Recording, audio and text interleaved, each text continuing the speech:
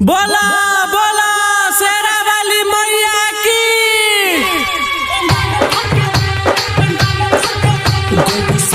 के संगे मोतिहारी हो रहे मेला में भीड़ बड़ी भारी हो।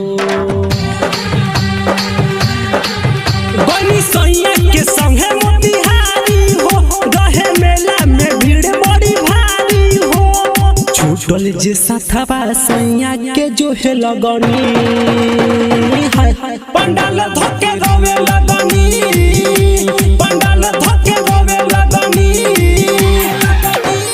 लोर से अपना अचरा भी गोए लगनी हाय हाय पंडाल धके रोवे लगनी, पंडाल धके रोवे लगनी।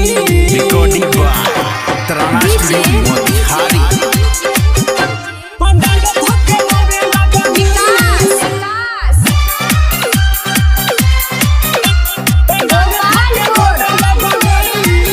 जाने धोले लगा हवा भूलवनी हो खोजे लगनी बोलुआ छतवनी हो।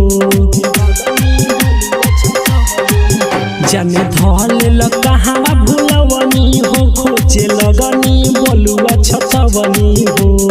बतिया के सोची मनवे में खोवे लगनी हाय हाय पंडाल धके रोवे लगनी, पंडाल धके रोवे लगनी।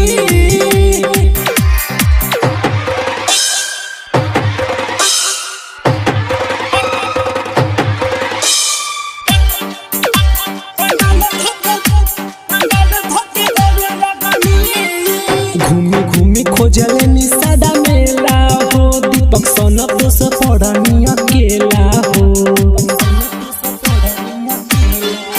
घूमी घूमी खोजले निसादा मेला हो। दीपक सोना दोस पड़नी अकेला हो। टेंशन के मारे निंदिया में सोवे लगनी पंडाल धके रोवे लगनी, पंडाल धके रोवे लगनी। बनी सैया के संगे मोतिहारी हो रहे मेला में भीड़ बड़ी भारी हो। छूटल जे साथवा सैया के जो है लगनी हाय हाय पंडाल धके रोवे लगनी।